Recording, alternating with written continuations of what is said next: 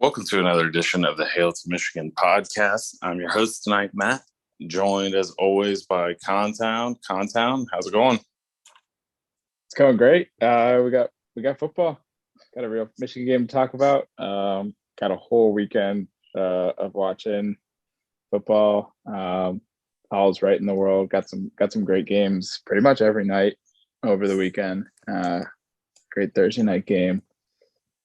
Great Sunday night game, and obviously a full slate Saturday. So couldn't be better right now. Yeah, it kind of like Saturday kind of felt like the Michigan game was sort of, I don't want to say a scrimmage, but sort of like this the appetizer for the day's games. It's like, okay, we got to watch the main team first in what should be a blowout, and then some really good games later. A few of them disappointed, Yeah, especially that Georgia game. But for the most part, it was a really, really fun weekend of college football. It always is. Labor Day weekend is always. I personally put it right up there with that first weekend of March Madness. Just there's so much football going on, and lots of good games, and some snoozers for sure, but always enjoyable. So absolutely.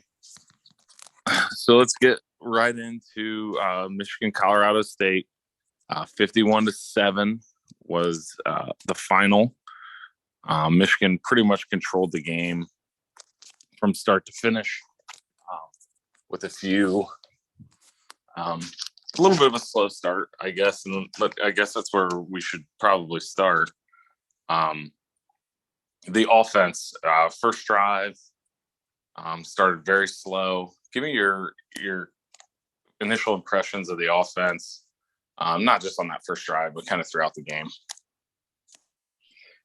Yeah, so I think the first thing, like before the ball was even snapped, I don't know when everyone else found out, but you watch offense come out on the field in the stadium, and I saw no Ryan Hayes. So Carson Barnhart gets the start. So playing a little, with some pieces shuffled around. It turns out Hayes is just precautionary, and they expect him back this week. And then Barnhart goes out, so they bump Keegan out and bring in El Hadi, and it just wasn't the offense that the offensive line, at least, that you expect to see down the stretch, which is fine. Like, they could have played with their third stringers and won the game.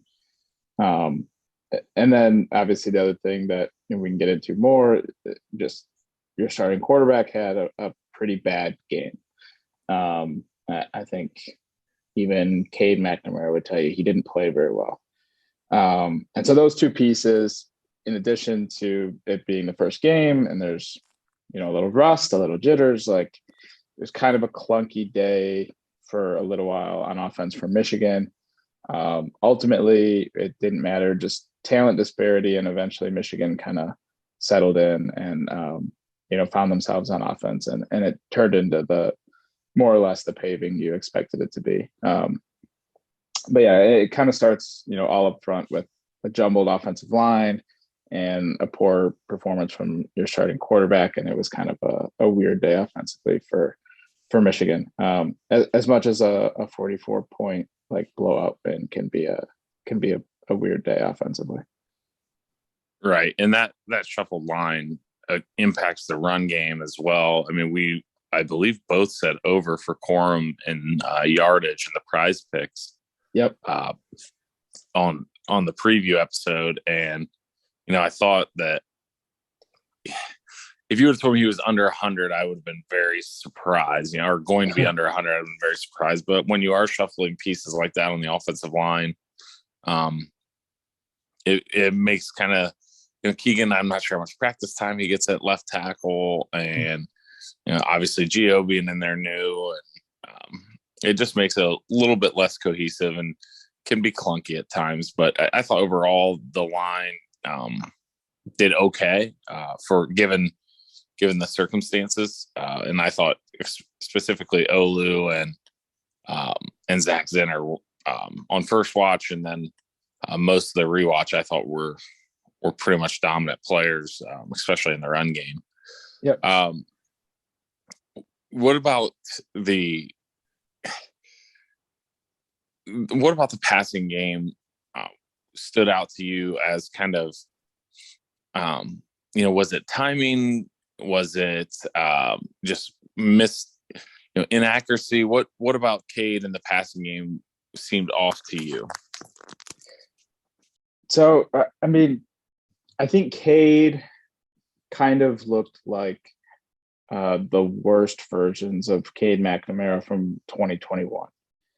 I think we have enough data on Cade at this point to kind of accurately be able to describe his strengths and weaknesses as a player, and kind of give an overall assessment of just who he is at this point. I mean, he is an upperclassman despite his remaining eligibility. He's been at Michigan this is his 4th year. He had 3 full seasons of practice, and game experience. I mean, he's a veteran.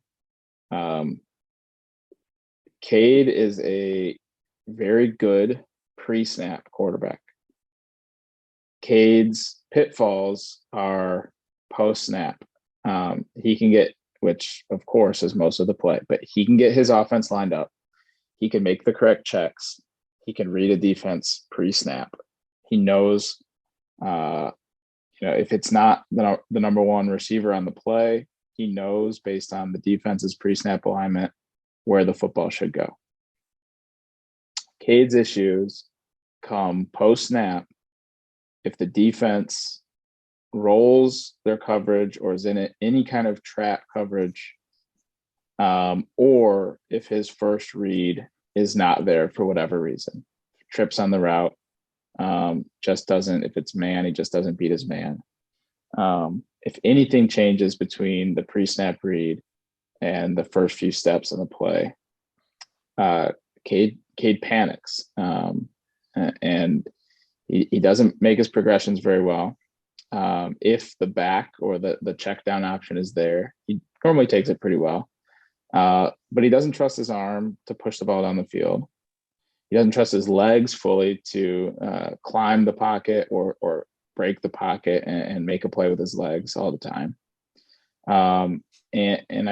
He just doesn't read coverages very well if they're not exactly what he read pre-snap. And I think all of these faults kind of came to a head and were visible on Saturday. He was late at times, throwing behind receivers, kind of panicky, throwing on the move. He skipped a ball to Cornelius Johnson on the first drive. On the second drive, he threw behind, the third drive, it was after the Roman Wilson touchdown. He threw behind CJ on a drag that CJ probably scores on if he's hit in stride, certainly picks up the first down. He had a couple clean pockets that he didn't step up into on the day. He broke the pocket in a goal line, a red zone trip on third down, and missed CJ, just didn't see him on a crossing route, where again CJ picks up the first down. He just make the easy pass. There was the sack, the kind of really big sack that Trenty Jones gave up. The pocket was extremely clean except for Jones getting beat around the corner with speed. Jones got beat there, but like the rest of the pocket, Jones' set was wide enough that Cade had a clean pocket to step up into and avoid the sack. All of this to me is just like it's panicky. And when Cade is not set, not able to hit his first read, he's not set with his feet, he's not comfortable, he gets inaccurate, he gets slow in his progressions, and he's just not a playmaker. And the offense kind of sputters. This affects the receivers, it affects the run game, it even affects the offensive line with a quarterback who's not doing the little things to help avoid sacks and get the ball out in time. So, Cade has played better football than he played on Saturday, but I think a lot of what we saw on Saturday are traits of Cade's that are not going to go away. And I think he's mature enough of a player that we can assume not much improvement is coming throughout the season on these things. Yeah, I think like how you kind of said it there at the end with just he certainly has been better. It's just when his issues pop up, it's consistently the same thing, Yeah.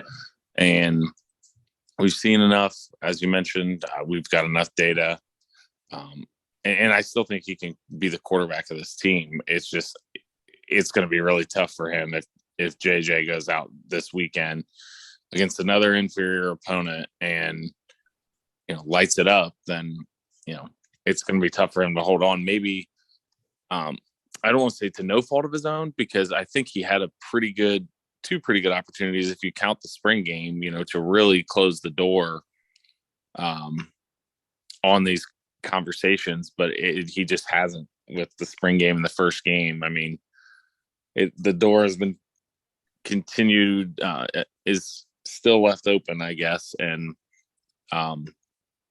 as long as that continues, if he doesn't do anything to shut that door, then, JJ is going to knock it down eventually. I mean, that just seems like a matter of time. So I think you summed up many of the issues, and I hate if you take away this, then, well, you could say that about any game, but it is, I think relevant here with the Roman Wilson screen. I mean, that's a pass behind the line of scrimmage. Most Division I and specifically Power 5 quarterbacks are making that pretty much on the money. Mm-hmm. But if you take away that play, I mean, even if you don't, they had 206 yards passing. But if you take away that play, our leading receiver has 22 yards, 22, 19, 18. Like, it's just not a good day passing the ball at all. And with the weapons that Michigan has, I don't think that you can I don't think that they'll be able to sustain and have the type of season they're hoping for with that type of effort in the pass game.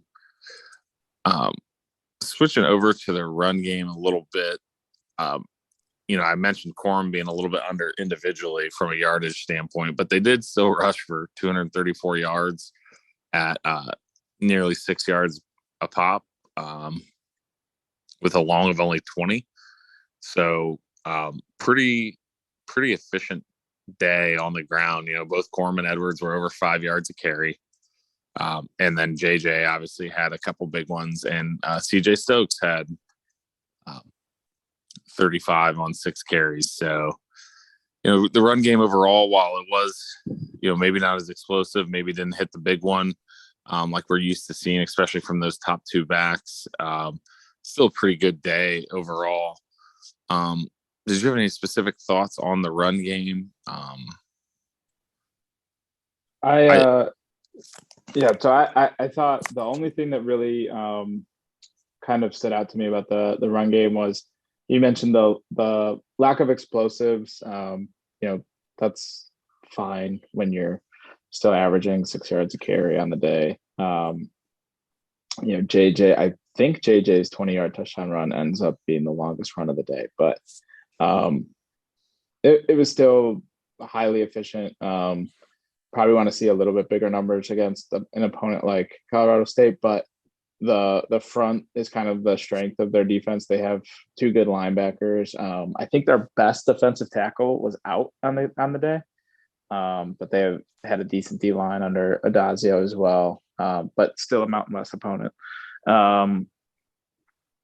The main thing that kind of stood out from a personnel standpoint on the Michigan side was, I think, Edwards is still a little impatient, especially in the counter game. I think he missed a couple bigger runs by taking kind of one cut too early. He had kind of the second puller on a few counter runs was kind of the home run block that he didn't wait for. So that's a young back thing. He didn't play starter minutes last year, and now he's in that role. And I think we saw Corum do a lot of the same things last year too. So guys who were just super dominant in high school are able to kind of take whatever cut they want, get downhill super fast, and you're just better than everyone on the second level. It's not the case anymore. So not a big concern. But I think, more game reps, more experience for Donovan. He's got to get a little bit more patient in some of the things Michigan wants to do in the ground game, but mostly a good day from the backs.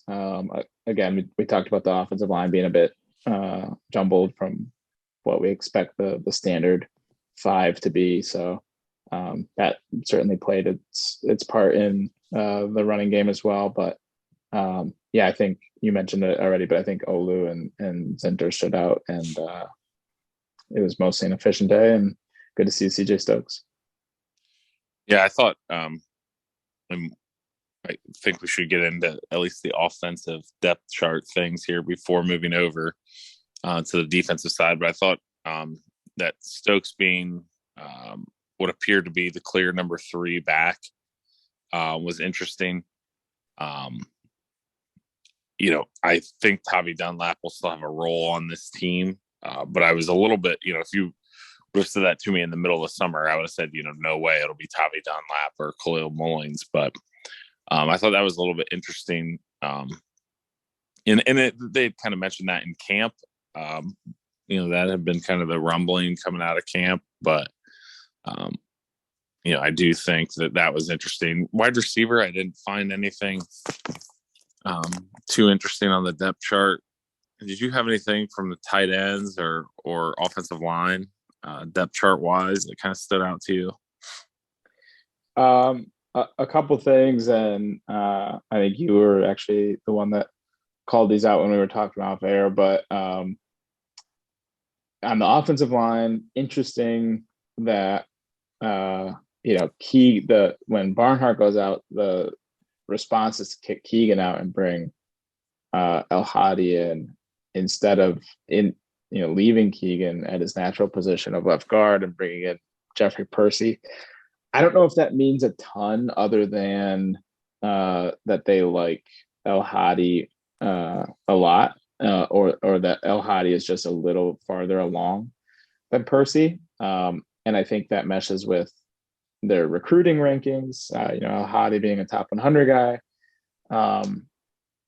And Keegan being a veteran, he was a left tackle in high school, even though he's been strictly an interior guy at Michigan. I think it was probably just a trust thing with Keegan. The other thing was at tight end, we saw, 5 or 6 tight ends on the day. I mean, obviously all in Schoonmaker, but you got Carter Seltzer in the game. Colson Loveland caught a pass. Hunter Neff caught a pass. Hibner played at least as a fullback. I can't remember how many inline snaps, and then Honigford also got in. So you had over 6 tight ends get in the game. We didn't see Louis Hansen. So that's something to monitor as well, as far as the depth goes at tight end. Yeah, looking now on, we mentioned that being one before the show, but looking on CBS Sports, it does show Hansen for 1 catch for 4 yards. I do not remember that. And I don't remember seeing him on the participation chart either. So I'm thinking CBS Sports is wrong there, but he is listed in this box score. So, but yeah, I agree. That's something to keep an eye on. I mean, Bredesen was in as well. Yep. So I do think in a tight end, I think inevitably, the 4 guys that will come back or could come back next year, Hanson, Hibner, Loveland, and Marlon Klein. I don't think all four of those guys will stay. Now, if it's one guy leaves, two guys leave, I don't know, but I think that was always going to be a position where there would be eventual attrition, and that could be something to keep an eye on there.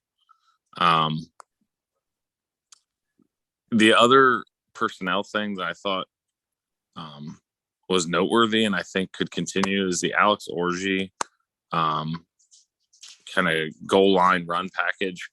I think a lot of people assume that if JJ gets the job, that will go out the window because JJ can run the ball. But I would think down near the goal line, there is a chance that they do keep that as kind of a power threat running the ball. Maybe not. Maybe they keep JJ out there, and but those goal line type plays can be a little bit higher collision for the quarterback, especially. So maybe they would want to keep kind of Orgy in there, and they don't lose a bunch on the in the run game. I think that's just a possibility. It looked like they had quite a few different type of zone read plays there for him. So, anything else on the offense before we flip over to defense? I felt mostly good about the play calling. It's one game against one not good opponent. So certainly need more data points, but everything seemed to flow well. Nothing made me think they're struggling to get plays in with, maybe more chefs in the kitchen. The scheme seemed both similar and similarly intelligent. Just seemed to flow well on offense, which is something that was needed to be monitored, or something that was of interest with the turnover at OC. So that was good as well. Yeah, I thought that seemed, at least for the first game, pretty seamless. And it's what Jim has always, really before Gaddis, that's what he's always really tended to. So I didn't think it was going to be a huge issue, but there was definitely, people out there that had concerns regarding that. So, I thought that was smooth. And I thought they will see a similar style game plan this coming weekend. But I played a lot of guys, got to see some of the young guys that we don't get to see all year. So overall, decent game on offense, but looking for big improvement there moving forward. Let's switch over to defense. Again, pretty good from start to finish. I mean, they forced 2 turnovers, only had 219 yards, and outside of that one, the scoring drive, really couldn't get anything going consistently throughout the day.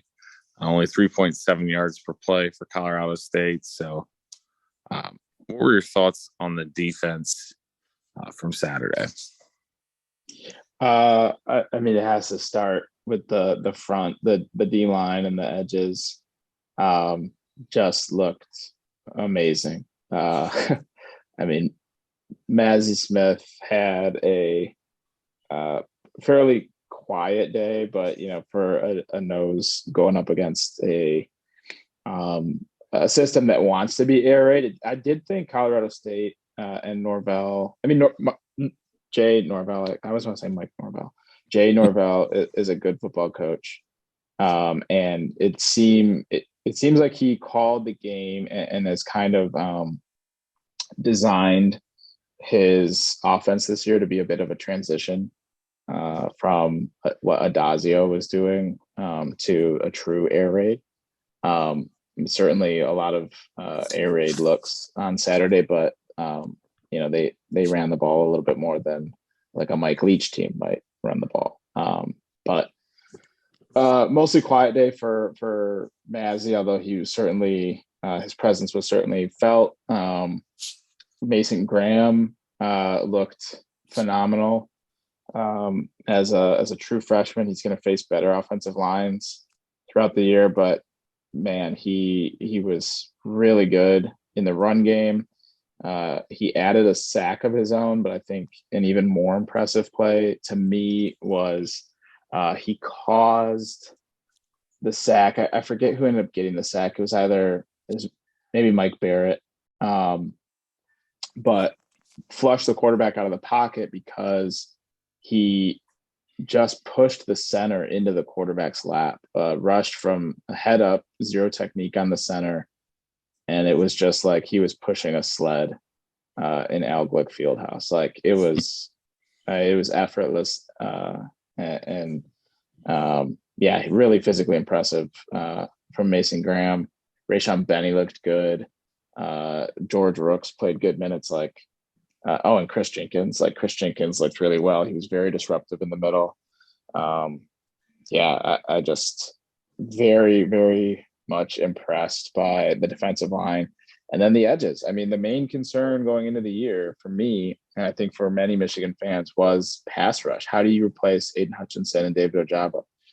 And, Jim Harbaugh told us, this is going to be, this defense could be better. The no-star defenses are sometimes better. We said, go to bed, old man. But he might be right. Like the pass rush came from everywhere. Yep. Mike Morris looked good. Jalen Harrell was fantastic. Braden McGregor got a lot of pressure, even though he missed, finishing on a few. Ayabi and Noma looks like he could be what he was hyped up to be coming out of high school. Derek Moore looks like he's ready. He looks very much college ready. It just like it didn't stop on the front all day. I thought it was an absolutely fantastic game from the D-line. Yeah, I completely agree. And that was one of the things I had written down was I thought you mentioned with Norvell, but I thought the air raid would give Michigan a little bit more trouble. Just kind of early season, coverage sometimes isn't as cohesive, blown assignments, those type of things. And, when the pass rush is getting after it like that and coming from everywhere, it's really tough to get anything going for the opposing offense. So I thought the rotations kind of made sense. And I think moving forward, they have a pretty solid group of 5 guys on all the interior spots. You mentioned the names, but Mason Graham, Rayshon Benny, Mozzie Smith, and George Rooks played a little bit, played okay, and Jenkins. I think they'll need to get a little bit more from either Cam Good or Kenny Grant to kind of fill out that interior 3 too deep. But I thought that was a good start to see, kind of 5 guys. Rooks didn't flash as much, but we saw a few things in the spring game. I remember discussing that, we still, at least on this podcast, think he's still going to be a player. So, seeing a little bit of rotation and some depth being formed there. And it's still coming from young guys. I mean, outside of Mozzie Smith, like all those guys are, and Jenkins, I guess, is a 3rd-year player, but, Rooks is a 2nd-year player. Benny's a 2nd-year player. Graham is a 1st-year player, eventually Kenneth Grant, like 1st-year guy. So, and same thing on the edge. I think the edge rotation will be narrowed down significantly moving forward. Probably not until they get in the conference play, but I think there's a good chance that you're going to see Morris and Harrell in base, especially with Harrell's noticeable improvement. And then, kind of maybe 2 or 3 other guys from that edge group. Maybe it's, Derek Moore, McGregor, and Anoma, or maybe, we talked a little bit before the show that Upshaw might be the odd man out, but maybe it is him in a little bit of that rotation. So I think that will be kind of narrowed out by the time they get, narrowed down by the time they get to conference play. Linebacker, played down a man without Mekhi Hill-Green. I thought Michael Barrett looked, pretty good in his first extended action. Mm-hmm. He played quite a bit against Indiana last year, but for the most part, his contribution last year was more so on special teams or in specific packages. So, I thought he looked pretty good filling in. Mullins was okay. I didn't notice him as much as I noticed Barrett. And Junior Colson was just an animal.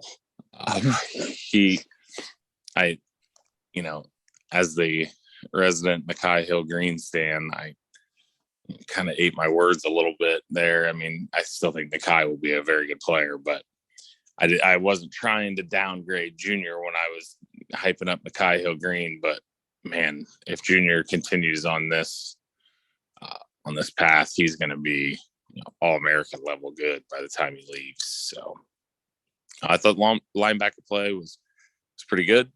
Saw Rolder and Michael Pollard in, kind of the fourth quarter. I think they might even got in at the end of the third. As kind of the rotational interior guys. So the overall front seven was excellent. Pretty much all in both aspects. You mentioned the amount of sacks. They really had, 82 rushing yards. They rushed for 2.1 per carry. So pretty controlled, pretty much dominant effort there too. Yep. So on the back end, pretty much the rotations you were expecting. I mean, I was a little surprised that we did see some of the three safety package, quite a bit of it, but I was surprised that I shouldn't have been because he was voted a captain, but Sainristil was essentially the mainstay at nickel. And I think at least both you and I kind of expected Rod Moore to be that guy a little bit more. So was it pretty much what you were expecting, with maybe that being one of the, few surprises? Yeah, that was probably the main surprise. I maybe expected Will Johnson to get it in the game earlier than he did, but it just wasn't in the personnel. We had the main three of Turner, Green, and Sainristil in most of the time. But I thought the main surprise, the main unexpected for me was Moore pretty much only playing the true deep safety, and Sainristil manning nickel all day, and they really I think it was mostly a surprise to me because they pretty much used Mikey the same way they used Dax at the position. They blitzed him. He got a sack. He was very good in run support, and he's just a slighter guy. He's smaller than Dax. Weight wise, I'm not sure, but Dax was like very wiry, like muscle wise. So more built for what they asked Dax to do last year, and I think they basically played Mikey the same way, and that's kind of why I expected Moore to take over that position, but Sainristil handled it very well. So not too many surprises on the back end. Everything else looked pretty good to me. Makari Page looked comfortable out there for the most part. And when the front is creating the kind of havoc that they were, makes it pretty easy on the back end. It goes hand in hand, right? Like the secondary played really well, which allowed the guys up front to get home, and vice versa. The guys up front were getting home, which made it easier on the secondary. So it's a symbiotic relationship. Yeah, if I was surprised too by the usage of nickel. I thought for sure if it was going to be Mikey, I thought it was going to be more of a true cover nickel. And yeah, you're right. He handled a lot of the different roles pretty well. So if he's capable of doing that, I mean, I think that helps safety depth. I mean, that gives you really 3 safeties that you feel comfortable with, that you're really only playing 2. So you have a guy for injury if it comes to that. And then I think that I feel that it also helps corner depth as well. I mean, if one of them would go down, you can move Mikey around. If it was Mikey, you could play a safety there. So if he continues at this pace, I mean, that's huge for this defense, because that was, to me, that was the big question mark. Do they have Dax was such a big, we talked about the pass rush a little bit, but Dax was such a big part of,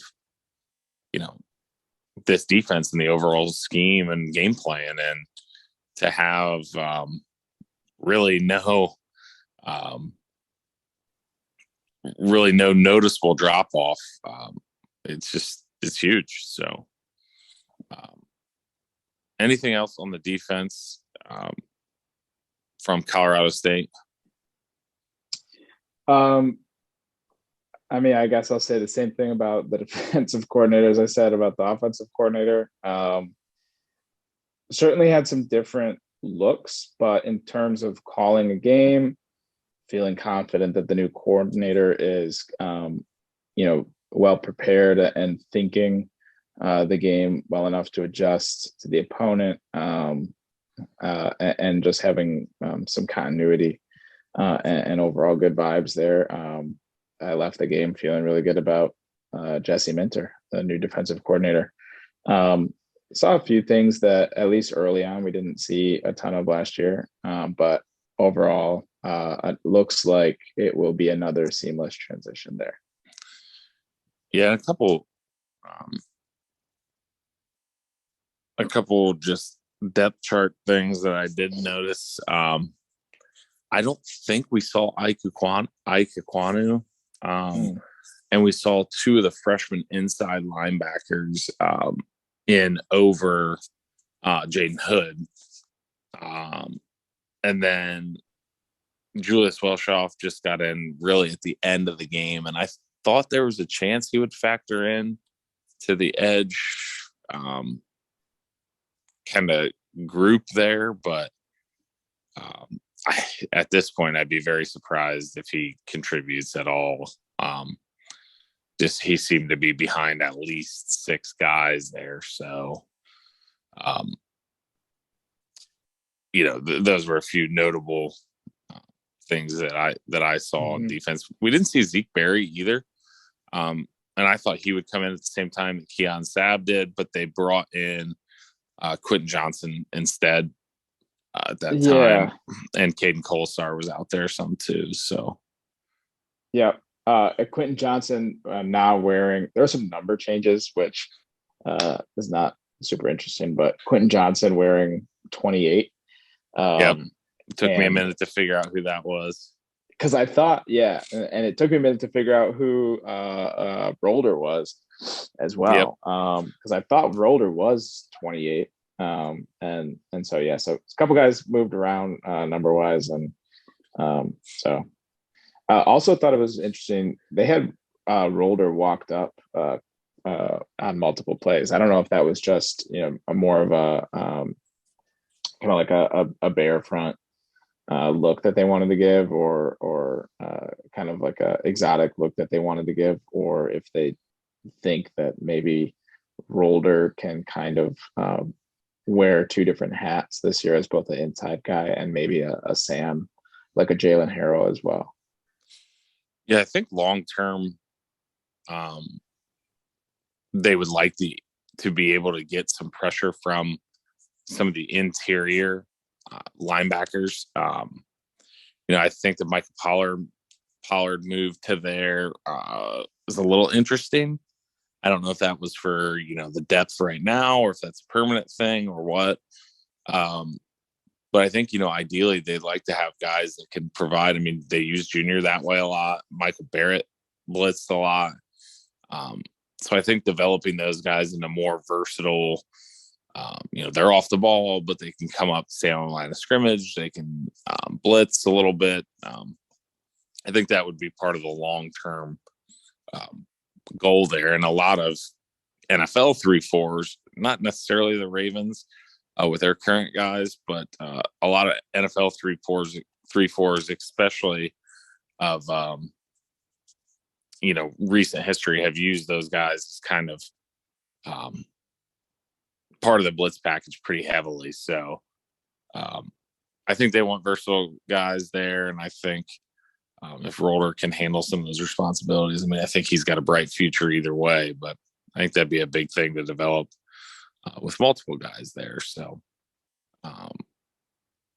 outside of that, special teams is all pretty standard, nothing too exciting there. Robbins only had 2 punts.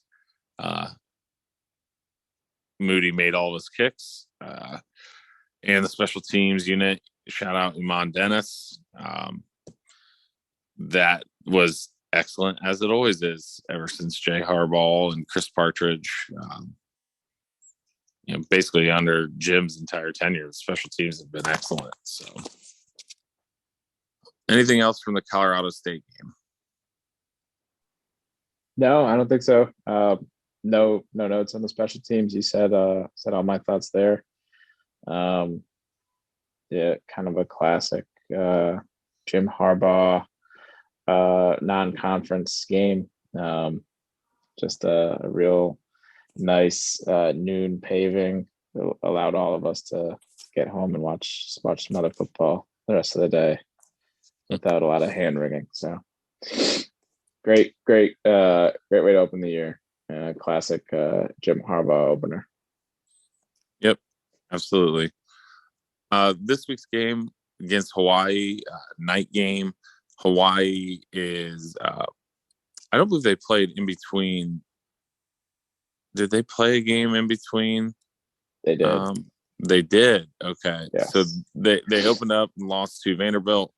And they also lost to Western Kentucky. They're 0-2. Lost 63-10 against Vanderbilt and lost 49-17 against Western Kentucky. One of the big things that jumped out to me about, really looking at the Vanderbilt score from week 0, I guess it was, they gave up 400 yards rushing to Vanderbilt. 404 yards rushing. Their lead back had a 12.5 yard average. So there will be some opportunity in the run game, I'd imagine, with the big storyline being JJ McCarthy getting the start. I'd imagine Michigan will actually try to open it up and throw a bit more, despite what those numbers would suggest the game plan should be. But what do you have any thoughts on Hawaii's? Let's start with their offense. Do you have any thoughts on Hawaii? I mean, this should be another pretty ugly game. I'm just checking this, trying to find the spread right now. It's got to be. I believe the spread is 51. It is. I was actually going to say before I got to it, it's got to be close to 50. And you really don't see any, you don't see any bigger than that. And 51 is kind of saying, probably begging you to take Hawaii. Right. You don't see 50-point spreads in college. The biggest upsets in the history of Division I football have been 40-point spreads. Yep. There was some talk earlier in the year, UConn was going to be the easiest of these 3 very easy non-conference games. And I kind of always thought it might be Hawaii, just because their program was decimated with how the Graham tenure ended there. Just really toxic culture. I want to say the state government got involved in firing Graham, but I could be misremembering that. But most of the team left either through graduation, the few players that actually had to go pro, and then transfer. Graham's own son left the program. I believe they brought fewer than 30 scholarship players back this year. They were very like far and away the lowest in returning production this year. Hawaii and Nevada were the lowest two, and ironically or coincidentally, Norvell kind of took everyone he wanted from Nevada to Colorado State. And right. also, we just saw all those guys. Right. We just saw all those guys. And it's actually Norvell's understudy and former great Hawaii quarterback, record-setting Hawaii quarterback, Timmy Chang, who is now the head coach of Hawaii. So similar difficulties, except he doesn't have the name recognition and kind of history of success that Norvell has to be able to bring guys with him to kind of fill out this decimated roster. So just absolutely brutal position for Hawaii to be in. We know Vanderbilt is a very much a lowly program. One of the worst in the Power Five, and Vanderbilt looked really good against Hawaii. The Western Kentucky team that beat Hawaii by 32 this past weekend is also really bad.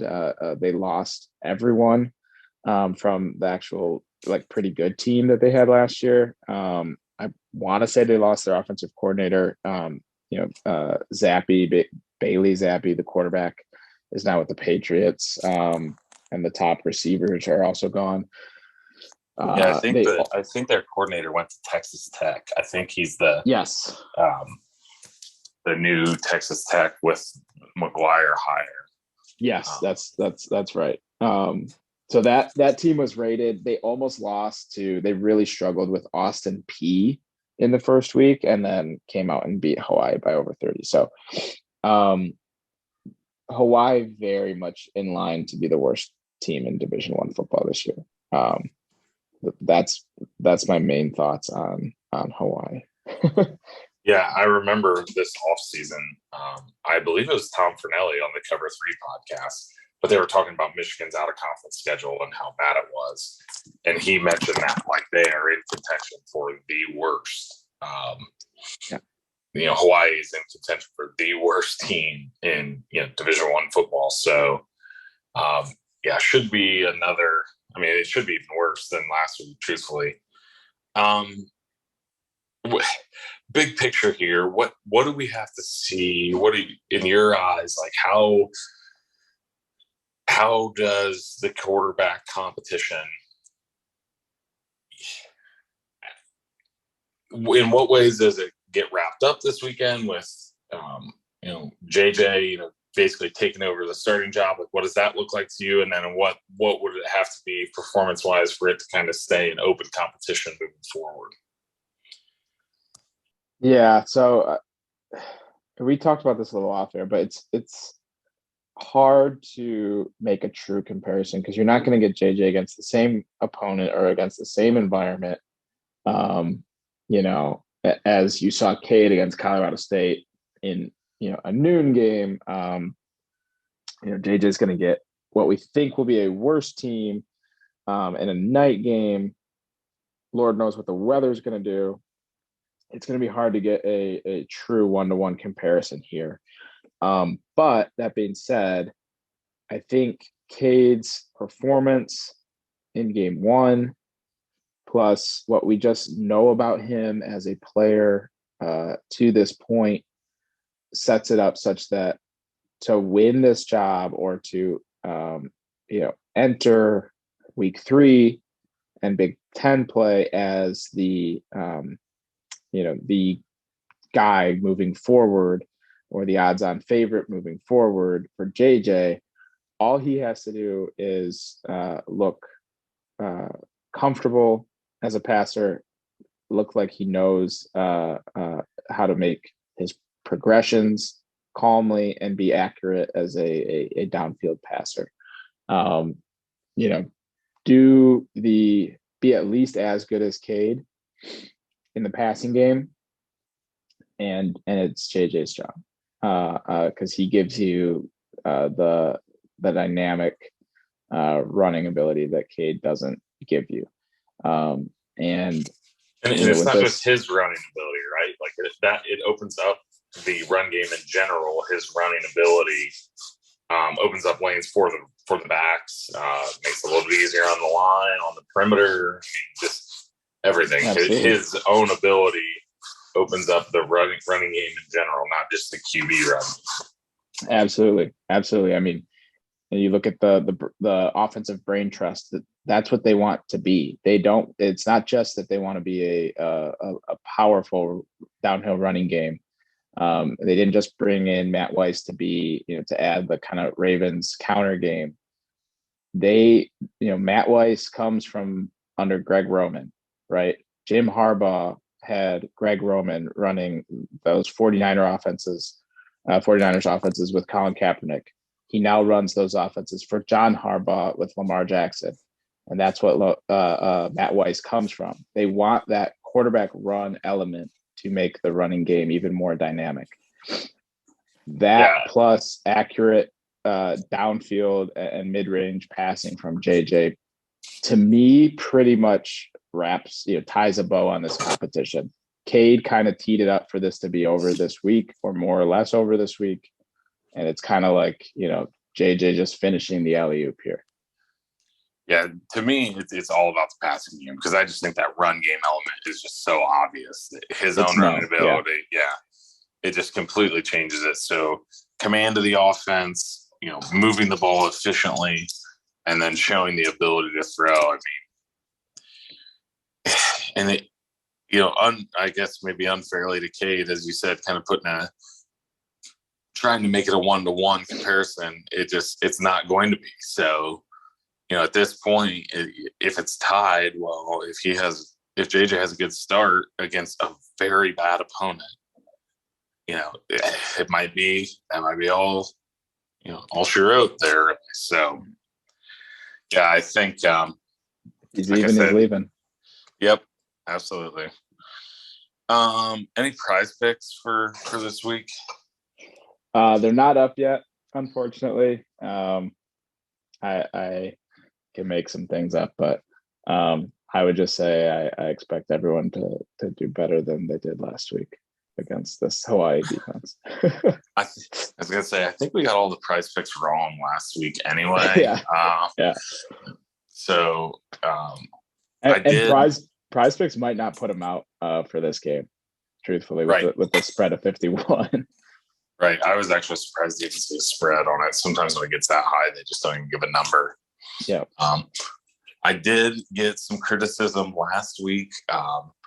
They said, we talked about the prize picks and everything. They said you didn't get into, does Michigan cover? I said, well, we gave the total. If you do math, that shows whether or not we think we can cover. But we will cover that. Does Michigan cover 51 on Saturday? Yes, I think so. This feels so.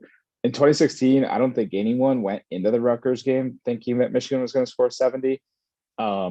This might be a game where Michigan can't really avoid scoring 70. Michigan was down to Alan Bowman and Alex Orji. That was more of a goal line package, but still, Michigan was playing third, fourth, fifth string quarterbacks last week and still moving the ball. I don't know if Michigan can get to a spot low enough on the depth chart this week to run out the clock without scoring pretty easily still. So we're going to see a lot of bodies again, but I still think just the lowest, the least talented members of Michigan's roster would be contributors on this Hawaii team. I think Michigan's going to cover. I don't know that you could set the spread big enough for this game. Yeah, I think 63. This is absolutely nuts to say, but it's true. Um, I think 63 would be the expectation. Um, Yeah. Getting to 63. I mean, they got the 51 last week against a team that's projected to be much better than Hawaii. So, the over under, I guess, is 67 with a 51 point spread. So maybe they are anticipating Hawaii scoring, but I'd be surprised if it was more than once. So, yeah, I would say that I'm going to say they'll cover as well. And maybe Sunday morning we'll have an answer to the ongoing quarterback battle. So, anything else? Yeah, I think so Roman Wilson had the big play last week, and it just kind of feels like a gym thing, I suppose, to try to get him the ball against playing Hawaii. He's from Hawaii. Obviously his family from Michigan, but it's kind of a fun game for Roman Wilson, and especially when you're trying to settle a quarterback competition. There's some big recruits going to be in town for this, so I know, kind of a random thing, but I think Roman Wilson will have maybe even a bigger game this weekend. Good start for me last week in terms of leading receiver on the year and leading sack getter on the year. Early that early Yabi and Noma sack in game one is kind of puts me ahead of the curve there. Big time head start, absolutely. All right, that'll do it for us tonight. As always, we appreciate you listening. For Contown and Matt. Wait, do you want a score prediction? Do you want to give an actual score prediction? Oh yeah, I guess we have to. This could be ugly. 70-7. There we go. I'm gonna say I'm gonna say 73-3. I think I'll say Michigan wins by 70 points. A real gnarly thing to do in the modern era of football. Oh, I'm not even sure it's going to be fun, but I bet it will. So. They only get 12 guaranteed, right? So we got to enjoy this one. Yeah. All right. Well, that'll do it for this episode of the Hail to Michigan podcast. As always, thanks for listening, and go Blue.